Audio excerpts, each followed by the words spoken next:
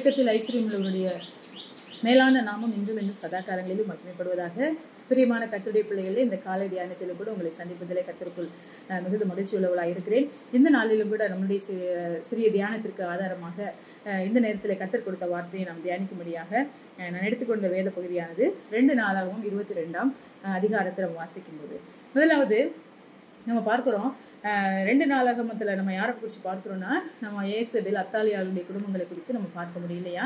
இங்கே ஒரு பெண் அத்தாலியாலை குறித்து நம்ம பார்க்கும்போது, அவங்க அத்தாலியால் அவளுடைய கணவர் பேரு யோராம், சரியா.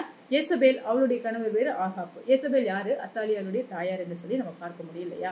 அப்போ இந்த குடும்பமானது கர்த்தரை தேடாமல் பொல்லாத வழியிலே போனதான ஒரு குடும்பம் என்று சொல்லி கூட இந்த குடும்பத்தை நம்ம செயல்படுத்த முடியும். ஆனா வேதத்துல ஒரு கீழ்ப்பிடிதல் உள்ள அக்சாலை குறித்து பார்க்கிறோம். அங்கே காலை ஒரு கர்த்தரை உத்தமனாக பின்பற்றக்கூடிய ஒரு மனுஷன், அதனால அவருடைய மகள் அவ்வளவு அவர் ஒரு உத்தமமான ஒரு கீழ்ப்பிடிதல் உள்ள ஒரு மகளாக இருந்ததை பார்க்கிறோம். அது மாத்திரமல்ல, அபிகாயிலுடைய வாழ்க்கையில பார்க்கும்போது, அபிகாயில் அப்படின்னு சொல்லும்போது அவங்க ஒரு தகப்பனுடைய மகிழ்ச்சி அப்படின்னு சொல்லி அவங்க பேருக்கு அர்த்தம் இருக்கு பாருங்க. அவங்க வாழ்க்கையிலும் கூட அவங்க எவ்வளவு ஒரு கரிசனை உள்ள ஒரு அபிகாயிலாக ஒரு மனைவியாக அங்கே அவங்க காணப்பட்டாங்கன்னு சொல்லி நம்ம பார்க்க முடியும். ஆனால் இங்கே நம்ம இந்த அத்தாலியாலை குறித்து பார்க்கும்போது, அவள் ஒரு விரும்புவார் இல்லாமல் சூழ்நிலைகள்ல அவளுடைய கணவர் இறந்து போவதற்கு ஒரு காரணமா இருந்த நம்ம அத்தாலியாலை குறித்து பார்க்கிறோம். இயேசுவினுடைய வாழ்க்கையில் அப்படித்தான். ஆகாபுக்கு அவங்க தேவையற்ற முறைகள் சொல்லிக் கொடுத்தாங்க, தேவையற்ற காரியங்களை அவங்க சொல்லிக் கொடுத்தாங்க, பொல்லாத வழிகளை அவங்க சிந்திச்சுதான் அவங்க வாழ்ந்தாங்கன்னு சொல்லி இயேசுபேல். அப்போ அந்த இயேசுபேல் தானும் சரியில்லை, ஒரு நல்ல மனைவியாவும் அவங்க இல்ல, நல்ல ஒரு தாயாவும் அவங்க இல்ல. அதே மாநில தான் இன்னைக்கு நம்ம பிள்ளைகளுக்கு ஒரு ஆதாரமாக நம்ம எடுத்துக்காட்டா எப்படி இருக்கிறோம்னா, நம்ம இருக்கிறத வச்சுதான் நம்ம பிள்ளைகள் இருப்பாங்கன்னு சொல்றதுக்கு இந்த பகுதியானது நமக்கு ஒரு பாடமாக புகட்டுகிறத நம்ம பார்க்கிறோம். அப்ப இங்க அத்தாலியாலை குறித்து பார்க்கும்போது, அத்தாலியாலும் ஒரு நல்ல அம்மாவா இல்லை, ஒரு நல்ல மனைவியா கூட அவங்க இல்லைன்னு தான் பார்க்கிறோம். விரும்புவார் இல்லாமல் அடக்கம் பண்ணப்பட்டு அவங்க எல்லாமே ராஜவம்சத்தது, ராஜாவின் கல்லறையில கூட அவங்க வைக்கப்படலன்னு சொல்லி தான் நம்ம பார்க்க முடியுது இல்லையா. இந்த கடைசி வசனத்துல 2 நாளாகவும் 21-20 நம்ம வாசிக்கும் போது, விரும்புவார் இல்லாமல் இறந்து போனான், அவனை தாவீது நகரத்தில் அடக்கம் பண்ணினார்கள், ஆனாலும் ராஜாக்களின் கல்லறைகளில் அவனை வைக்கவில்லை என்று சொல்லி நம்ம பார்க்கிறோம். அப்போ என்னுடைய வாழ்க்கையில நம்ம எப்படிப்பட்ட நம்ம பிள்ளைகளாய் நம்ம இருக்கிறோம், நம்முடைய பிள்ளைகளுக்கு நல்ல தாயாக, நம்முடைய வாழ்க்கையில நம்ம நல்ல ஒரு மனைவியாக, நல்ல ஒரு பரிசுத்த மனவாட்டிகளாக நீங்களும் நானும் வாழுகிறோமா என்பதிலே மிகுந்த கவனம் உள்ளவர்களாய் நம்ம இருக்க வேண்டும். வாழ்க்கையில நம்ம பார்க்கும்போது இந்த 2 நாளாகவும் 22:9 பின்பு அவன் அகசியாவை தேடினான், சமாரியாவில் ஒளித்துக் கொண்டிருந்த அவனை அவர்கள் பிடித்து யெகூவினிடத்தில் கொண்டு வந்து அவனை கொன்று போட்டு, அவன் தன் முழு இருதயத்தோடும் கர்த்தனை தேடின யோசபாத்தின் குமாரன் என்று சொல்லி அவனை அடக்கம் பண்ணினார்கள். அப்படியே அரசாளுகிற பலன் கொள்ளத்தக்க ஒருவரும் அகசியாவின் குடும்பத்திலே இல்லாமல் போனார்கள். இங்க பாருங்க, இங்க ஒரு முழு இருதயத்தோடும் கர்த்தரை தேடின ஒரு யோசபாத்தும் இருந்ததை கூட நம்ம பார்க்கணும் இல்லையா. அப்போ அதே சமயத்துல 3ஆவது வசனத்துல பார்க்கும்போது, அவனும் ஆகாப் குடும்பத்தாரின் வழிகளில் நடந்தான், துன்மார்க்கமாய் நடக்க அவனுடைய தாய் அவனுக்கு ஆலோசனைக்காரியாய் இருந்தாள் என்று சொல்லி பார்க்கிறோம். இங்கே கர்த்தரை தேடின யோசபாத் உடைய குமாரன் அப்படின்னு சொல்லி நம்ம பார்க்க முடிகிறது. அங்க பார்க்கிறோம், அவங்க நல்ல வழியில அவனுடைய தாய் அவனுக்கு துன்மார்க்கமாய் நடக்க ஆலோசனைக்காரியா இருந்தாள் என்று சொல்லி பார்க்கிறோம். இன்னைக்கு நம்மளை குறித்த பிரதான பேர் எப்படிப்பட்ட நிலைமையில வந்திருக்கு சொல்லி நம்ம பார்க்க முடியும். நம்ம தீமோத்தேயில வாசிக்கிறோம் இல்லையா, ஐனிக்கேயால் அவங்க ஒரு தீமோத்தேயை உருவாக்குவதற்கு எவ்வளவு ஒரு சாட்சியாய் அவங்க இருந்தாங்க, எத்தனை அருமையாய் கர்த்தருடைய வார்த்தைகளை போதித்து ஒரு ஊழியக்காரனாங்க அங்க வெளியே கொண்டு வந்தாங்கன்னு சொல்லி நம்ம பார்க்க முடியும். அப்போ அத்தாலியாலை பார்க்கும்போது அவங்க ஒரு நல்ல பாட்டியும் அல்லன்னு சொல்லி தான் நம்ம பார்க்க முடியும். ஆனா இங்க ஐனிக்கையால் எப்படி ஒரு நல்ல பாட்டியாக அவங்க வாழ்ந்தாங்கன்னு நம்ம பார்க்கிறோம் இல்லையா. அது மாத்திரம் இல்ல, 2 நாளாகவும் 22:10 பார்க்கிறோம், அகசியாவின் தாயாகிய அத்தாலியால் தன் குமாரன் இறந்து போனதை கண்டபோது அவள் எழும்பி யூத குடும்பத்தில் உள்ள ராஜவம்சமான யாவரையும் சங்காரம் பண்ணினாள். அவள் பாருங்க, அவள் வாழ்க்கையில சங்காரம், அவள் ராஜவம்சத்துல இருந்தா எத்தனை வருஷம் அரசாட்சி பண்ணிட்டு இருந்தா, ஆனாலும் கூட அவளுடைய கொலைவெறி ஆவி அடங்கலை, எல்லாரையும் சங்காரம் பண்ணக்கூடிய ஒரு ராட்சத பெண்ணாக அவள் இருந்ததை குறித்து நம்ம பார்க்கிறோம். ஒரு அடங்காதவளாக அவள் இருந்ததை குறித்து, அவள் ஒரு நல்ல பாட்டியும் அல்லாதவளாக, அவள் ஒரு நல்ல அப்ப பார்க்கிறோம், சமுதாயத்துல ஒரு நல்ல ராஜாத்தியும் அல்ல, அவள் வாழ்க்கை நல்ல குடிமகளும் அல்ல என்று சொல்லிதான் நம்ம இவளை குறித்து வாழ்த்துவதற்கு, பாராட்டுவதற்கு எந்தவித ஒரு வாய்ப்புமே இல்லாத அளவுக்கு இந்த அத்தாலியால் இருந்தாங்கன்னு பார்க்கிறோம். ஆனா இதுல விசேஷம் என்னன்னு பார்த்தோம்னா, இந்த அத்தாலியாலின் தாத்தா உம்ரியை நம்ம பார்க்கும்போது அவங்க இஸ்ரவேலின் ராஜாவா இருந்தார்னு பார்க்கிறோம். இந்த அத்தாலியாலின் அப்பாவை பார்க்கும்போது ஆகாப் அவரு இஸ்ரவேலின் ராஜாவாக இருந்தார்.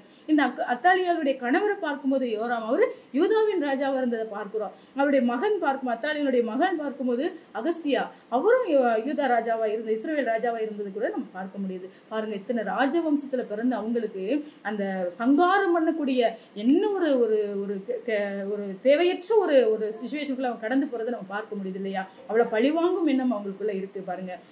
விட்டு கொடுக்க மனசில்லாத ஒரு பெண்ணா இருக்கிறாங்க. நம்முடைய வாழ்க்கையில பிரியமான கர்த்தருடைய பிள்ளைகளை, பெண்களாகிய நாம் பிள்ளைகளை நாம் எப்படி வளர்க்கிறோம், பிள்ளைகளுக்கு எப்படிப்பட்ட தாயாக இருக்கிறோம், நம்முடைய குடும்பத்துக்கு எப்படிப்பட்ட மனவாட்டியாக நம்ம இருக்கிறோம், எதையெல்லாம் சொல்லிக் கொடுக்கிறோம், விட்டு கொடுக்க தன்மை நமக்கு இருக்குதா?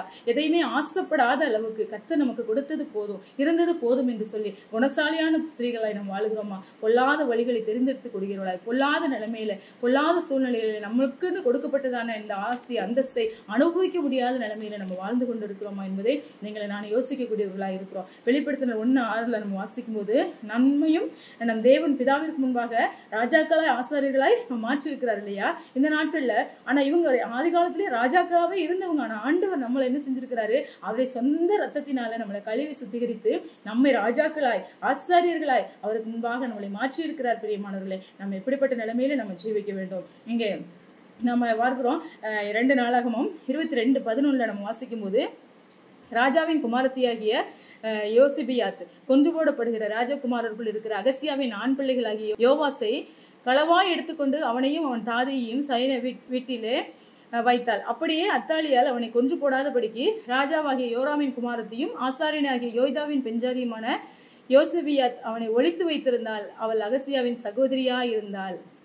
இங்கே பார்க்கிறோம், அங்க யோசபியாத்தின் கணவர் யோய்தா. அப்போ இங்கே கர்த்தருடைய நாமத்தை மகிமைப்படுத்துகிற ஒரு குடும்பம் இருந்ததுன்னு கூட பார்க்கிறோம். அப்போ எவ்வளவு ஒரு கெட்ட சூழ்நிலைகள் இருந்தாலும் கர்த்தரை மகிமைப்படுத்தக்கூடிய குடும்பமும் இருக்கிறது என்பதை இந்த காரியங்களே நம்ம பார்க்க முடியும். அப்ப அப்படிதான் நம்முடைய வாழ்க்கையிலும் கூட யாரு எப்படி எந்த சூழ்நிலையில இருந்தாலும் அந்த அந்த எங்களுடைய வம்சாவளி இப்படிதான் இருக்காங்க, நாங்களும் அப்படித்தான் இருக்கோம் அப்படின்னு நம்ம சொல்லாத அளவுக்கு கர்த்தரை மகிமைப்படுத்தக்கூடிய ஒரு ஸ்திரீகளாக நீங்களும் நானும் இருக்கக்கூடியவர்களாய் நம்ம இருக்க வேண்டும். அப்போ அந்த இங்க பார்க்கிறோம், இந்த யோசேபியாத் கணவருடைய யோய்தா இவங்க கர்த்தரை மகிமைப்படுத்தக்கூடிய ஒரு குடும்பமாய் அங்க இருந்தாங்க. நம்மளும் ஒரு வித்தியாசமான இப்படிப்பட்ட ஒரு முரட்டாட்டமான ஒரு குடும்பத்துக்குள்ள இருந்து வந்த இவங்க இன்னைக்கு கர்த்தருக்குள்ள இவ்வளவா இந்த குடும்பம் முன்னேறி இருக்கிறாங்க. அது அந்த குடும்பத்துல இருந்து வந்த மாதிரியே தெரியலன்ற அளவுக்கு நம்மளை சாட்சி பகரக்கூடியவர்களாய் நம்முடைய வாழ்க்கையில நம்ம வாழும்படியாக, ஏன்னா நம்முடைய தேவன் அவருடைய சொந்த ரத்தத்தினாலே கழுவி நம்மளை ராஜரீக ஆசாரிய கூட்டமாய் மாற்றி வைத்திருக்கிறார். நம்ம எத்தனை ராஜவம்சத்துல பிறக்காட்டிலும் பரவாயில்ல, நமக்கு ராஜாதி ராஜா அவர் மெய்யான ரட்சிப்பை நமக்கு தந்திருக்கிறார். அவர் நமக்கு ராஜாவா இருக்கிறார். அவர் நமக்கு சமாதான கர்த்தராய் இருக்கிறார். சதா காலமும் நம்மளோடு கூட ஜீவிக்கிற நம்முடைய ரட்சகராய் இருக்கிறார். ஆகவே அவருக்கு பிரியமுள்ள பிள்ளைகளாக, இந்த ராஜாதி ராஜாவினுடைய பிள்ளைகளாக நம்ம வாழ்ந்து நாமும் இந்த உலகத்துல வாழும்போது நற்சாட்சி பெற்ற பிள்ளைகளாக, நல்ல தாயாக, நல்ல மனைவியாக, நல்ல பாட்டியாக, நல்ல சமுதாயத்திலே சிறந்து விளங்கக்கூடிய ஒரு குடும்ப ஸ்திரீகளாக நீங்களும் நானும் வாழும்படியாகத்தான் ஆண்டவர் நம்மளை அழைத்திருக்கிறார். அது மாத்திரம் நம்ம பார்க்கும்போது அத்தாலியாளுடைய குணங்கள் நம்ம பார்க்கும்போது, அவ துன்மார்க்கமாய் நடக்க ஒரு ஆலோசனைக்காரியாக இருந்தா, ஒரு பொல்லாத ஸ்திரீயாக இருந்தா, ஒரு துன்மார்க்கமாய் நடப்பதற்கு தன்னுடைய பிள்ளைக்கு ஒரு ஆலோசனைக்காரி தாயாக இருந்தா, ஒரு இரக்கமற்ற ஸ்திரீயாக கூட இருந்தாங்க. அவங்க 6 வருஷம் அந்த யூதாவை அரசாட்சி செஞ்ச அவங்களுக்கு திருப்தி இல்லாத ஒரு நிலைமையில கூட அங்க சுகபோகமாய் வாழ்கிறவங்களா இருந்து கூட சங்காரம் பண்ணதுக்கு ரெடியா இருந்தாங்க. அப்போ இப்படி வெறித்தனமுள்ள அந்த பெண்ணாக தான் அவங்க வாழ்ந்தாங்கன்னு பார்க்கிறோம். கடைசியில அந்த அவங்களை கொன்ற பிறகு அந்த பட்டணம் அமைதலாயிற்று என்று சொல்லி பார்க்கிறோம். பிரியமானவர்களே, நம்முடைய வாழ்க்கையில இப்படிப்பட்ட ஒரு கெட்ட சூழ்நிலைகள் காணப்படாதபடி நாம் கர்த்தருக்குள்ளாக எப்படி இருக்கிறோம் என்று சற்று நம்மளே நாம ஆராய்ந்து பார்த்து தேவனுக்கு முன்பாக நம்மை தாழ்த்துவோம். நம்மிடத்துல இப்படிப்பட்டதான குணாதிசயங்கள் இருக்குமானா அதை விட்டு நம்ம விலகுவோம். கர்த்தருக்கு முன்பாக நம்மை தாழ்த்தி அவருக்கு பிரியமாய் வாழுவதற்கு தேவன் நமக்கு இரக்கம் பாராட்ட முடியாத அவருடைய சமூகத்திலே காத்திருப்போம். அவருடைய நாமம் ஒன்றே மகிமைப்படுவதாக. ஆமென்.